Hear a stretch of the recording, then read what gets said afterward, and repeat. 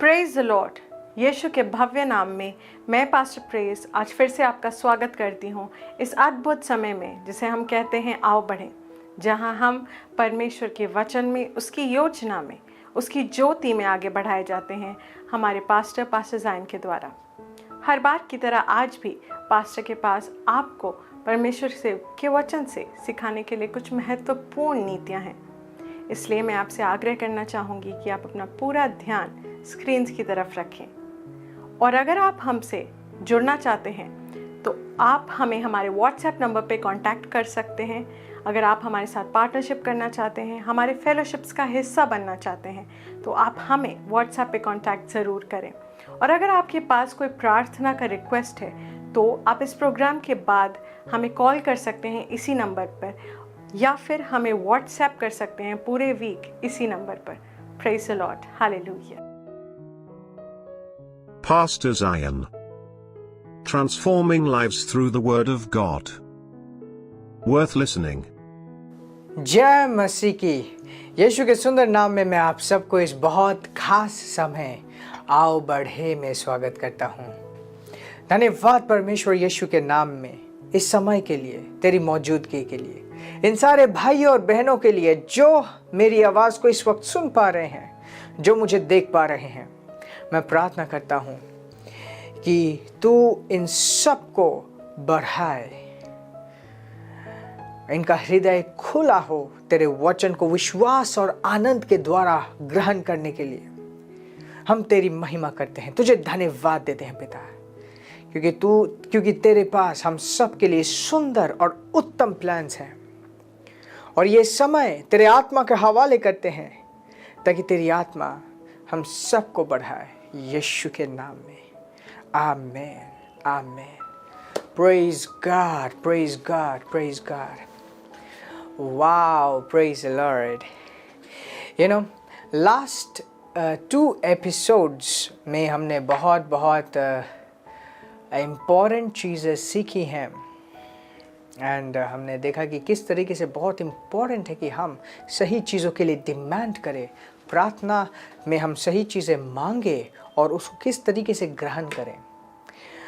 आज उसी विषय को आगे बढ़ाते हुए एक बहुत ही इम्पोर्टेंट सब्जेक्ट को मैं टच करना चाहता हूँ, और वो है एक सही एटीट्यूड। जब हम प्रार्थना करते हैं, जब हम प्रभु से बातें करते हैं, एक सही एटीट्यूड की ज़रूरत है।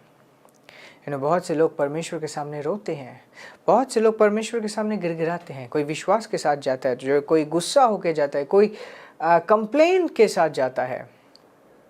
परमेश्वर क्या चाहता है? What does God wants? और यही कुछ बातें आज हम डिस्कस करेंगे और परमेश्वर के वचन से देखेंगे कि वो किस तरीके से चाहता है कि उसके बच्चे उसके पास आएं। सबसे पहली बात, इस बात को जानना है कि वो पिता है हमारा। परमेश्वर हम सब का पिता है, और अगर आप मसीह में हो तो आप परमेश्वर के साथ एक रिश्ते में हो। आप किसी वाचा में नहीं हो, आप एक वाचा का फल हो। आप एक वाचा का फल हो। आप रिश्ते में हो, मतलब वो आपका पिता है, उससे आप जन्मे हो, उसकी आत्मा आपके अंदर आई जिस वक्त आपने यीशु को अपने जीवन का प्रभु घोषित किया। उसकी आत्मा आपके अंदर आई आपको बढ़ाने के लिए। उसकी आत्मा आपके अंदर आई आपको नए जीवन से भरने के लिए।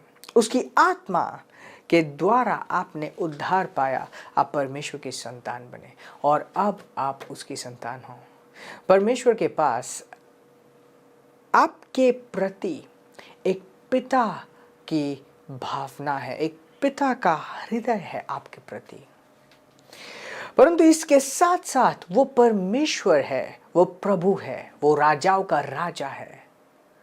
हालेलुया। उसके ऊपर कोई नहीं, उसी के वजह से, उसी के द्वारा हर एक चीज का वजूद है, और उसके बगैर और कुछ नहीं है। तो वो राजाओं का राजा भी है और वो आपका पिता भी है। सबसे पवित्र, सबसे शुद्ध, सबसे उत्तम हमारा परमेश्वर है। Praise God. Praise God. कितनी सुंदर बात है कि बहुत बार लोग कहते हैं कि उससे पहले क्या, इंसान से पहले क्या था, उससे पहले क्या था।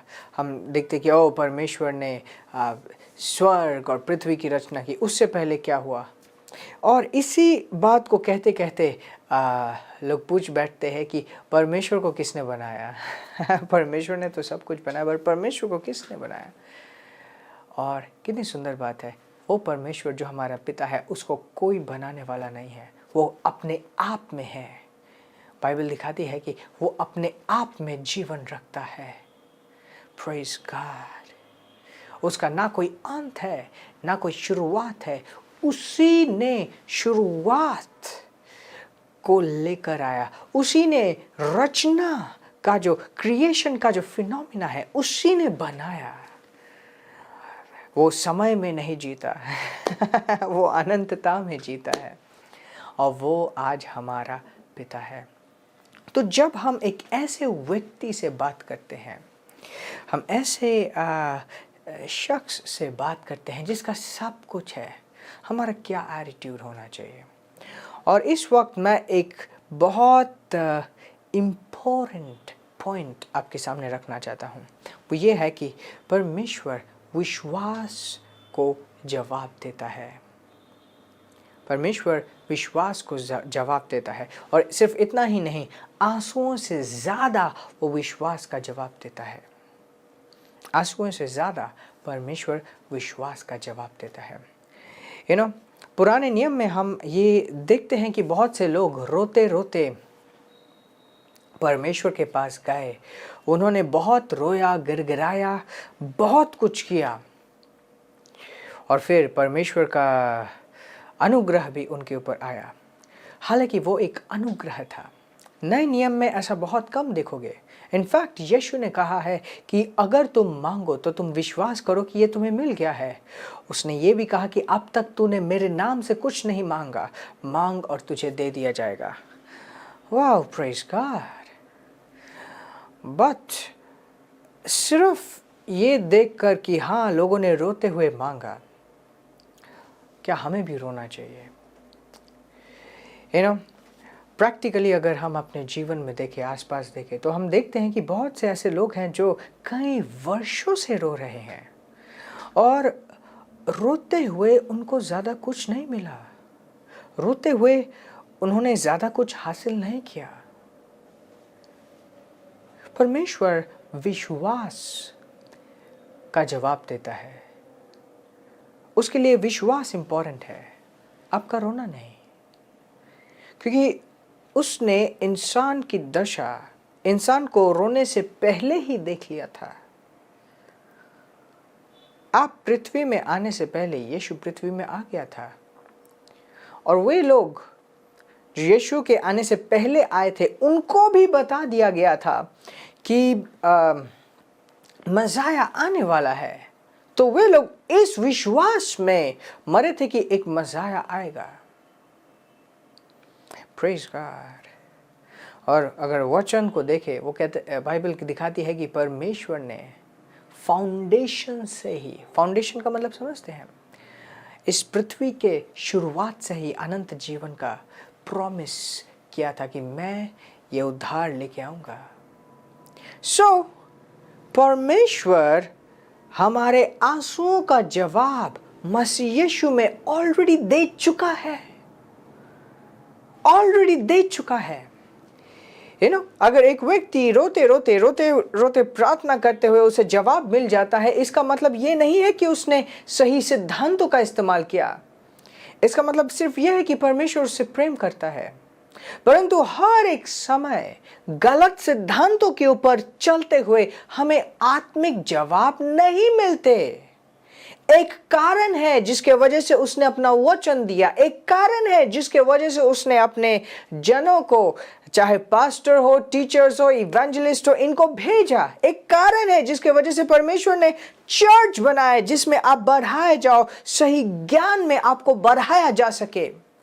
और वो क्या कारण है? वो यही कारण है कि आप आत्मिक सिद्धांतों को समझ पाओ।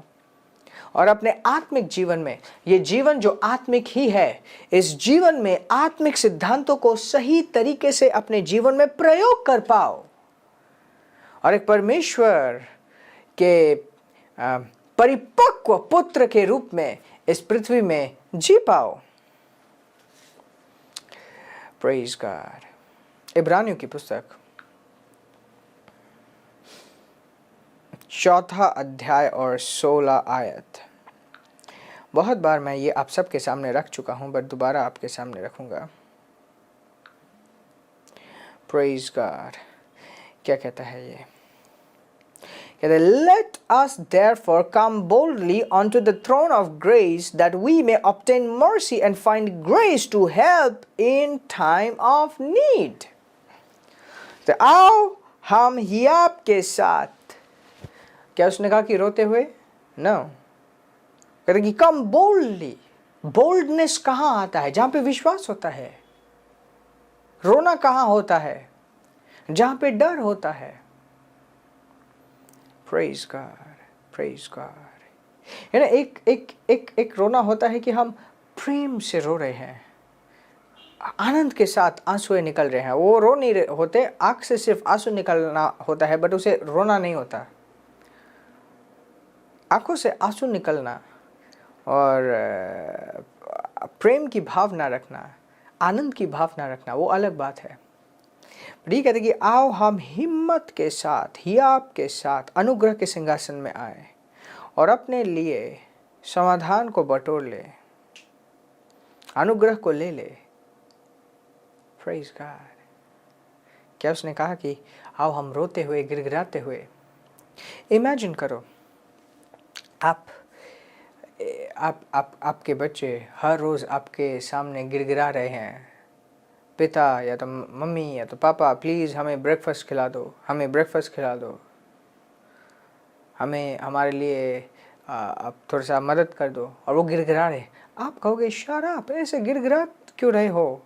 हम तो तुम्हारे लिए ही जी रहे हैं, हम तो तुम्हारा ध्यान रखना जानते हैं, हम तो तुम्हारा ध्यान रखना चाहते हैं। अगर एक व्यक्ति अपने बच्चे का ध्यान रखना जानता है, इनफैक्ट एक जानवर भी अपने बच्चे का ध्यान रखना जानता है, वो तो पिता है। क्या वो खुश होता है जब आप गिड़गिड़ाते हो और रोते हो? वो खुश नहीं होता। वो कहते कि ये कौन है? ये मेरा पुत्र तो नहीं लग रहा, इसके भाषा को क्या हो गया? इसके लिए ये बहुत इम्पोर्टेंट है कि हम आत्मा में शिक्षित बने, क्योंकि जब हम आत्मा में शिक्षित बनते हैं तो हमारे जीवन में उसका अनुग्रह अच्छी तरीके से बह पाता है, उसका अनुग्रह अच्छे तरीके से हमारे जीवन में चल पाता है। Praise God, praise God. कुछ चीज़ें हम परमेश्वर के वचन से देखेंगे जो हुआ। हालांकि मैं पुराने नियम से दिखा रहा हूँ, बट ये जो विश्वास का सब्जेक्ट है, ये ना ही वाचा से जुड़ा हुआ है, ये परमेश्वर से जुड़ा हुआ है। परमेश्वर कभी नहीं बदलता। आज जो है कल वो था, आने वाले समय में वो रहेगा। और विश्वास के बगैर हम परमेश्वर को प्रसन्न नहीं कर सकते। कुछ दिन पहले मेरे ध्यान में एक भाई एक वीडियो लेके आए जिसमें एक व्यक्ति कह रहा था कि नहीं, जो 10वां अंश है वो एक ऑफरिंग नए नियम के लिए नहीं है। और जब मैंने बोला ओ ये क्या, जब मैंने देखा बोला ओ ये व्यक्ति ठीक से समझ नहीं पाया कि ये 10वां अंश क्या है। 10वां अंश नियम में था, क्योंकि वो नियम से पहले ही आ चुका था। उनके लिए नियम था। आज हमारे लिए 10वां अंश कोई नियम नहीं है, परंतु 10वां अंश लौटाना एक विश्वास का कार्य है जो नियम से कई समय पहले आया। पहला फल लौटाना कोई नियम का हिस्सा नहीं है, परंतु एक विश्वास का कार्य है जिसे हम करते हैं अपने विश्वास को और भरोसा को दिखाते हुए कि परमेश्वर ये तेरा है, मैं तुझे देता हूं। कहने का मतलब परमेश्वर बदलता नहीं है, और विश्वास परमेश्वर के साथ चलने में, चाहे वो पुराने नियम में हो या नए नियम में हो या इस रिश्ते में हो, विश्वास के बगैर हम चल नहीं पाते। तो हम विश्वास की चीज़ें सीख रहे हैं। पहला शमूएल 17 अध्याय और एक मिनट, वर्स 45 से हम पढ़ेंगे। फर्स्ट शमूएल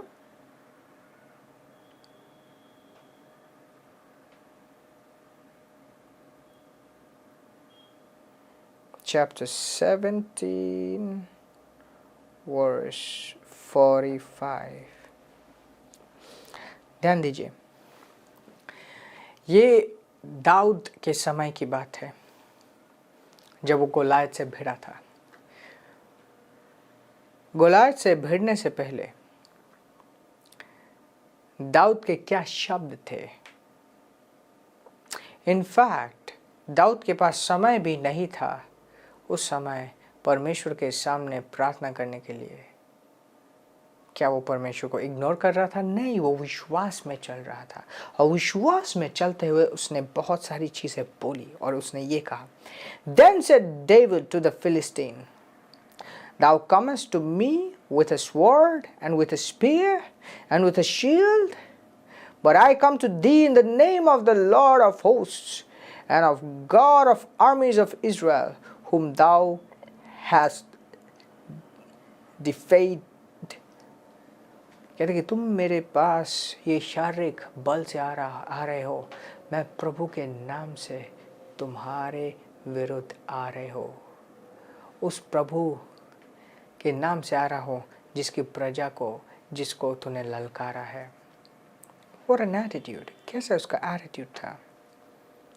You know, कुछ लोग जब डिटेक्ट करते हैं कि हाँ उनका रिपोर्ट, मेडिकल रिपोर्ट सही नहीं आया, अचानक से वो घबराने लग जाते हैं, कारण ढूंढने लग जाते हैं कि ओह क्या हो गया, क्या हो गया। मेरे पूर्वजों का भी यही हाल था, मेरे ये जीन्स में है।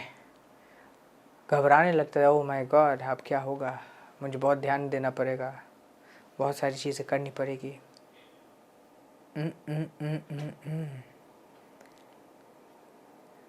And then when they pray, जब वो प्रार्थना करते हैं, नो वंडर वो इस विश्वास से नहीं करते कि चलो हम आए हैं विश्वास के साथ ताकि अनुग्रह मिले। बोला ओ प्रभु क्या हुआ, क्या हुआ, क्या हुआ, मेरे साथ ही क्यों, मेरे साथ ही क्यों ऐसा, सिर्फ मेरे साथ ही क्यों, मैं ही सिर्फ ऐसे क्यों। No। यार पहली बार जब आपने उस रिपोर्ट को देखा, उसी वक्त आपको कहना था कि तुम जिस भी कारण से आए हो, मैं यीशु के नाम में तुम्हें कैंसिल करता हूँ, यीशु के नाम में मैं इनकार करता हूँ इस रिपोर्ट को मेरे ऊपर राज करने के लिए। यार मैं ये नहीं कहता कि मेडिकल रिपोर्ट्स को इग्नोर करो। विश्वास ऐसा नहीं है कि आप जो शारीरिक फैक्ट्स होते हैं उनको आप कहते हो कि नहीं ये गलत है। विश्वास ये है कि जानते हुए कि ये शारीरिक फैक्ट है, ये शारीरिक स्तर में हुआ है, आप उसको हक नहीं देते आपके परिस्थितियों को निर्धारित करने के लिए। बहुत से लोगों ने जब देखा कि उनको डायबिटीज़ हुआ है, उन्होंने उसको रिजेक्ट किया और वहाँ से निकल आए। इसका मतलब ये नहीं कि अगली बार जाके उन्होंने टेस्ट नहीं कराया। यस, सबको दिखाने के लिए कि वो निकल चुके हैं, सबके सामने उन्होंने टेस्ट करवाया and they had the right results. Hallelujah. हालांकि ऐसे खबर सबको मिलता नहीं है, ऐसा खबर ज़्यादा फैलता नहीं है। Praise God, but all these things happen. How do you respond? आपका रिस्पॉन्ड क्या है? विश्वास के साथ रिस्पॉन्ड है। मेडिकल एड मतलब शारीरिक या तो मेडिसिन एड, वो परमेश्वर के खिलाफ नहीं है, वो परमेश्वर में ही है। एक व्यक्ति जब अपने आप को डायग्नोस करने जाता है या तो कोई भी कारण से वो डॉक्टर के पास जा रहा है, ऐसा नहीं कि उसका विश्वास खत्म हो गया, बट देन जब आप जाओ, बहुत से लोग नहीं जाते, बट जब आप जाओ, जो भी रिपोर्ट हो उसको अपने ऊपर हावी होने मत दो। बहुत से परमेश्वर के जनों को सुना है कि उन्होंने डॉक्टर्स के पास जाकर या तो लैब्स में जाकर अपना चेकअप कराया ताकि उन्हें पता हो किस चीज़ से वो भिड़ रहे हैं, ताकि वो किस चीज़ के अगेंस्ट वो प्रार्थना करें। हर एक व्यक्ति अलग अलग विश्वास के स्तर में होता है, बट इस वक्त मैं ये बातें इसलिए नहीं कह रहा कि आप किसी और के बारे में सोचते हुए कुछ और टिप्पणी मारो, पर मैं ये कह रहा हूँ कि आप खुद को जांच पाओ कि आपको क्या करना चाहिए। नेक्स्ट वर्स देखते हैं, 46 वर्स। क्या कहता है David? This day will the Lord deliver the into mine hand. आज के दिन प्रभु तुझे मेरे हाथ दे देगा, मतलब मैं तुझे हरा दूंगा। क्या उसने गोलियात को हराया? बाद में हराया, बट पहले से ही उसने बोल दिया कि आज के दिन प्रभु के वजह से मैं तुझे हरा दूंगा। And I will smite thee and take thine head from thee, and I will give the carcasses of the host of Philistine this day unto the fowls of the air and to the wild beasts of the earth, that all the earth may know that there is a God in Israel. Oh, hallelujah. Praise God. आज के दिन मैं तेरा गर्दन काट दूंगा, तेरे मांस को, चिड़ियों को, मतलब जो ईगल्स हैं, बिच्छू हैं, और जो जानवर है, जंगली जानवर, इन सब को खिला दूंगा, और सब जानेंगे कि इज़राइल में भी एक परमेश्वर है। Praise God, praise God. But look at this. देखिए क्या होता है, क्या होता है यहाँ पे, क्या होता है। डेविड का जो एटीट्यूड था वो डर के, रो के,